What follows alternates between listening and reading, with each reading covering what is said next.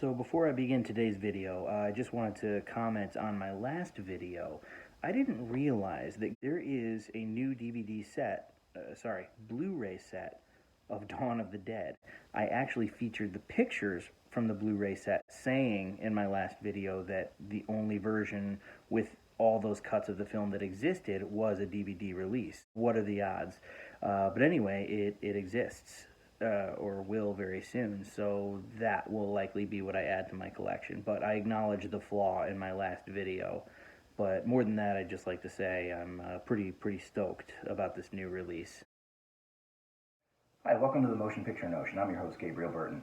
So yesterday I finished actually watching 2010, the year we make contact. I do intend to watch 2001: A Space Odyssey again. In fact, I would like to watch it with my wife and maybe do like a joint review with her.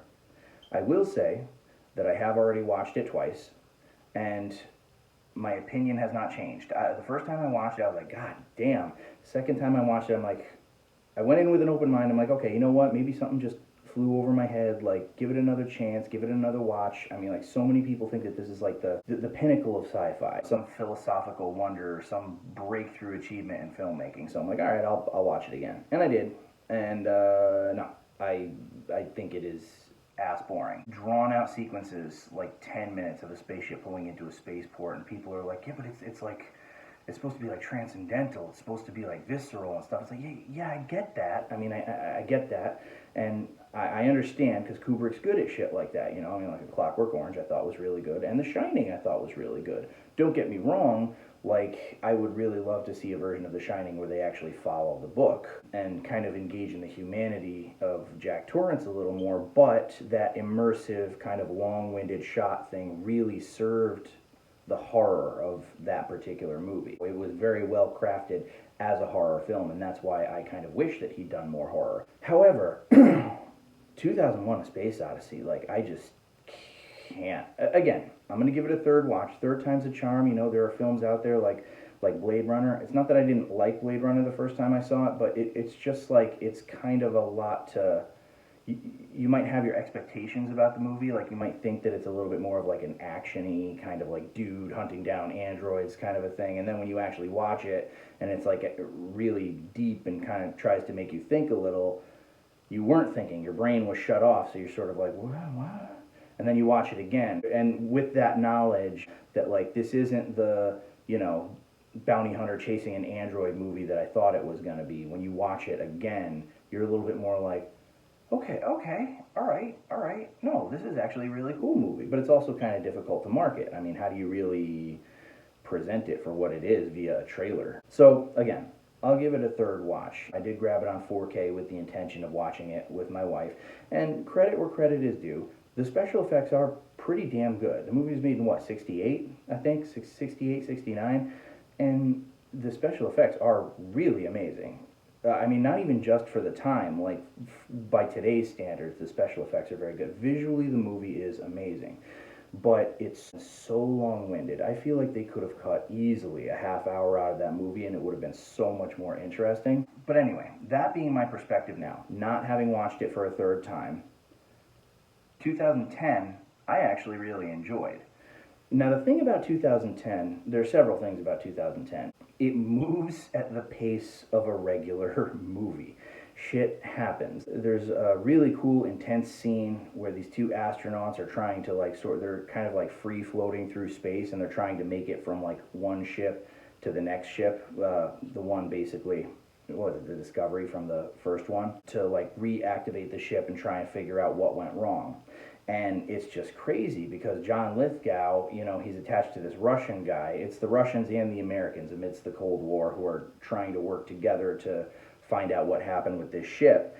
And as they're like going, you find out that John Lithgow has like very severe vertigo, and he's kind of panicking as he's like floating through space, and he's just looking down, and you could see his feet and like the basically like the clouds of Jupiter like beneath him. It was just a very well filmed scene, and in its own right, I mean, the music was cool, and like the visuals were cool. Okay, I mean, not to the level of the first one, but still pretty damn good. But the other thing is that the characters were really likable.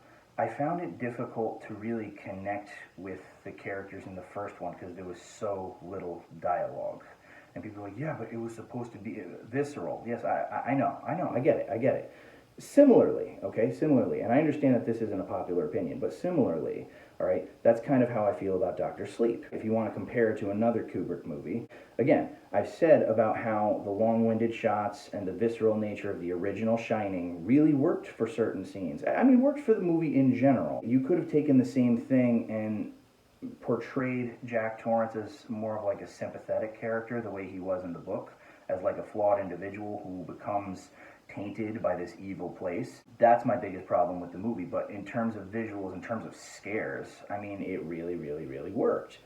But then you watch Doctor Sleep, and apart from the ending, which they messed around with a lot, I mean, they kind of sort of had to some degree or another, to also make it a sequel to Kubrick's The Shining.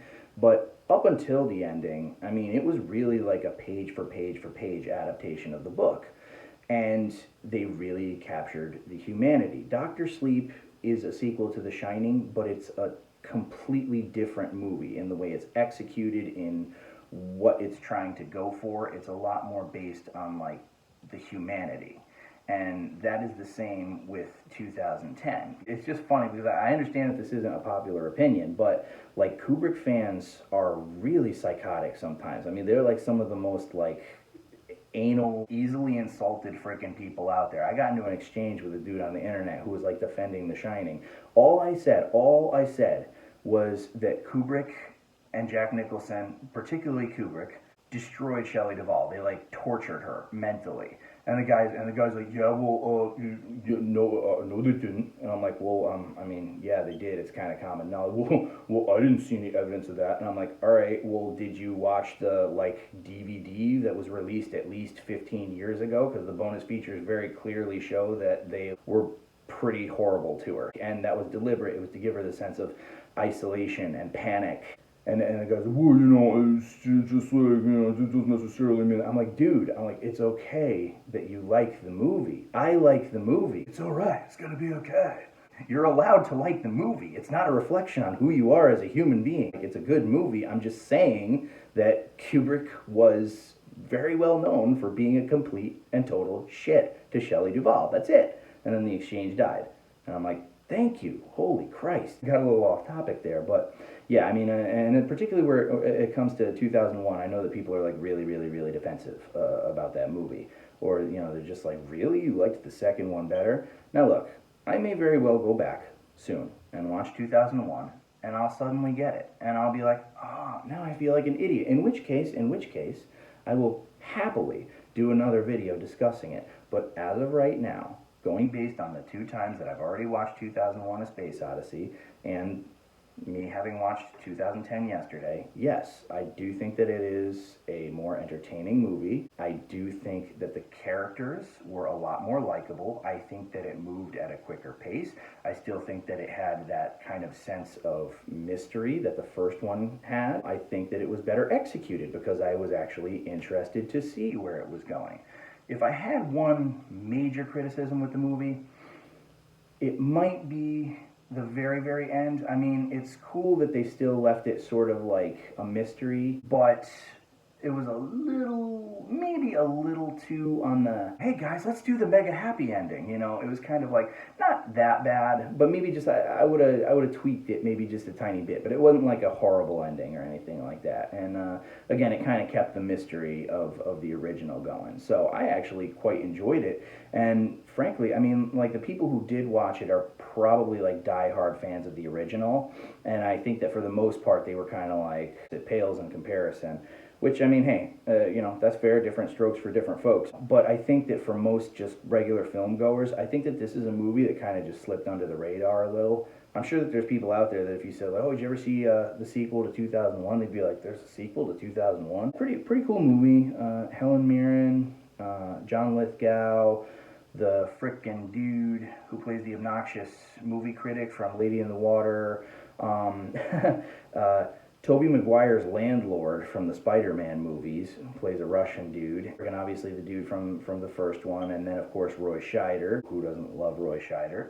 And yeah, it's a solid cast. It's a pretty solid movie. Funnily enough, it actually kind of made me want to go back and watch 2001: A Space Odyssey again. So, like I said, that'll probably be an adventure for pretty soon. But, anyways, guys, those are my thoughts, and that's all she wrote.